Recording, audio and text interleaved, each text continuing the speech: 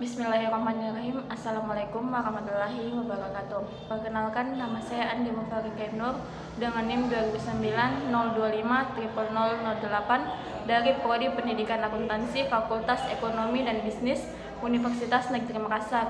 Di sini saya akan membahas mengenai pengembangan pembelajaran e-learning. Materi pertama yang kita akan bahas yaitu pengertian e-learning. Banyak pakar yang menguraikan definisi e-learning dari sudut pandang yang berbeda. Secara garis besar, banyak orang yang mengatakan e-learning adalah sistem atau konsep pendidikan yang memanfaatkan teknologi informasi dalam proses belajar mengajar. Beberapa pakar yang menguraikan definisi e-learning sebagai berikut. Yang pertama yaitu menurut Harley 2001, e-learning adalah suatu jenis belajar mengajar yang memungkinkan tersampainya bahan ajar ke siswa dengan menggunakan media internet atau media jaringan komputer lainnya. Yang kedua yaitu e-learning adalah sistem pendidikan yang menggunakan aplikasi elektronik untuk mendukung belajar mengajar dengan media internet, jaringan komputer maupun komputer standalone. Yang ketiga yaitu e-learning menurut Profesor Dr. Sulistionweni Widarnoko,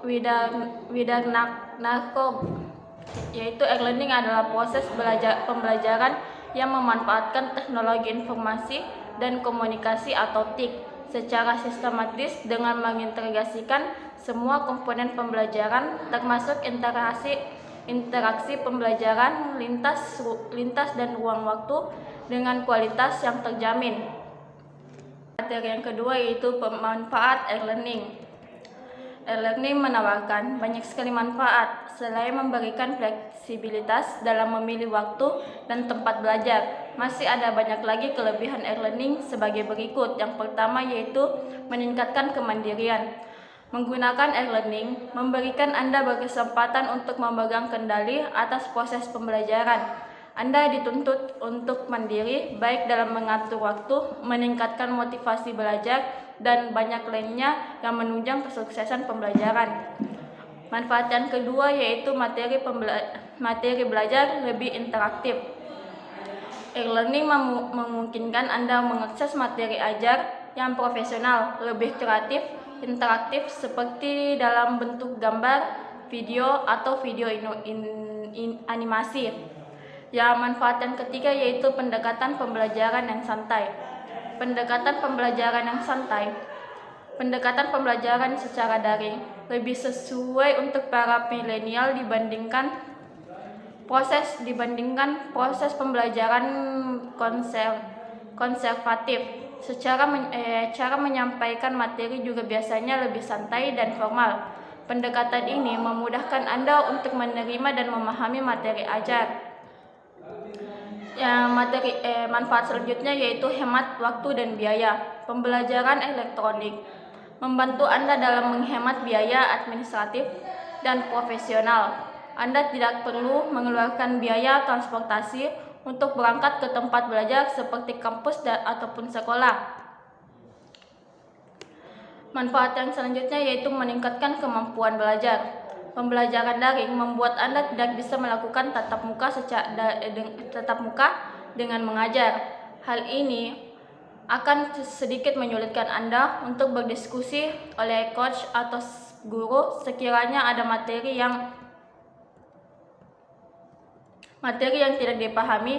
Namun di saat yang sama Anda jadi terlatih untuk mencari informasi tambahan secara mandiri, melakukan self-study. Self-study akan meningkatkan kemampuan belajar sekaligus meningkatkan konsentrasi Anda. Manfaat selanjutnya yaitu memudahkan untuk dokumentasi. Belajar online tidak mengharuskan Anda mencatat semua materi dengan detail. Anda bisa menulisnya di poin-poin penting saja. Selain itu, Anda juga bisa merekam dan menyampaikan materi yang disampaikan dalam bentuk digital. Manfaat selanjutnya yaitu ramah lingkungan. E-learning berkontribusi banyak bagi lingkungan karena tidak ada perjalanan menggunakan kendaraan bermotor menuju ke tempat belajar. Setidaknya Anda dituntut mengurangi polusi dan suara. Selain itu, pembelajaran elektronik tidak mengharuskan Anda untuk menggunakan banyak kertas karena materi ajar yang disampaikan secara virtual. Manfaat selanjutnya yaitu melibatkan partisipasi Anda.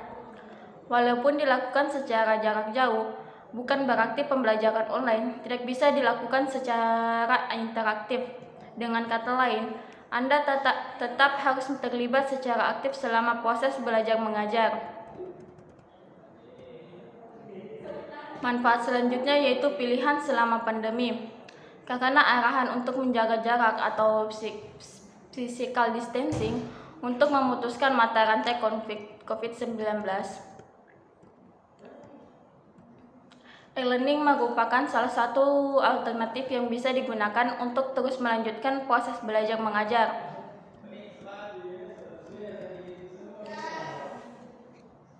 Materi yang ketiga yaitu fungsi e-learning. Ada 3 fungsi pembelajaran elektronik terhadap kegiatan pembelajaran di dalam kelas, yaitu sebagai suplemen yang sifatnya memilih atau opsional. Yang kedua, pelengkap atau komplement. Yang ketiga yaitu pengganti atau substitusi. Yang pertama yaitu suplemen. Dikatakan berfungsi sebagai suplemen atau tambahan apabila peserta didik mempunyai kebebasan memilih apakah akan dimanfaatkan materi pembelajaran elektronik atau tidak. Dalam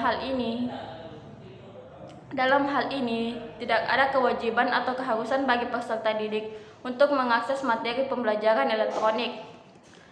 Yang kedua yaitu komplement atau tambahan. Dikatakan berfungsi sebagai komplement atau pelengkap apabila materi pembelajaran elektronik diprogramkan untuk melengkapi materi pembelajaran yang diterima siswa di dalam kelas. Sebagai komplement berarti materi pembelajaran elektronik diprogramkan untuk menjadi materi pengayaan atau remedial bagi peserta didik di dalam mengikuti kegiatan pembelajaran konvensional.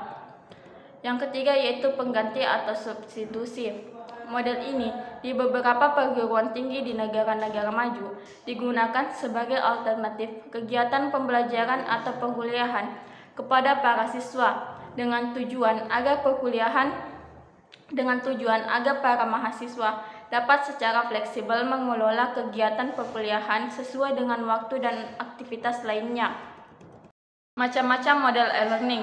Dalam pengembangannya, e-learning dibutuhkan rancangan yang bisa sesuai dengan tujuan pembelajaran yang diharapkan terutama dalam penggunaan internet.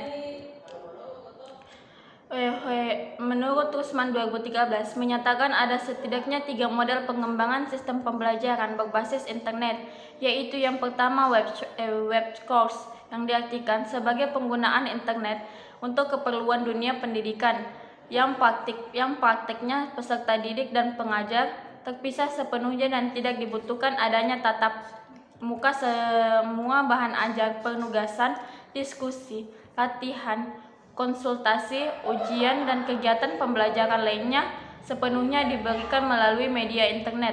Dengan arti lain, model ini dimanfaatkan sistem pembelajaran jarak jauh. Yang kedua yaitu web-centric course adalah pemanfaatan internet yang mengkombinasikan antara konsep pembelajaran jarak jauh dan adanya tatap muka. Sebagaimana materi yang diajarkan melalui internet dan sebagian lainnya melalui tatap muka. Dengan model ini, pengajar dapat memberikan arahan dan petunjuk pada peserta didik untuk mempelajari materi dan bahan ajar melalui web yang telah dibuat. Peserta didik diberikan arahan untuk mencari sumber pembelajaran lain dari situs yang relevan.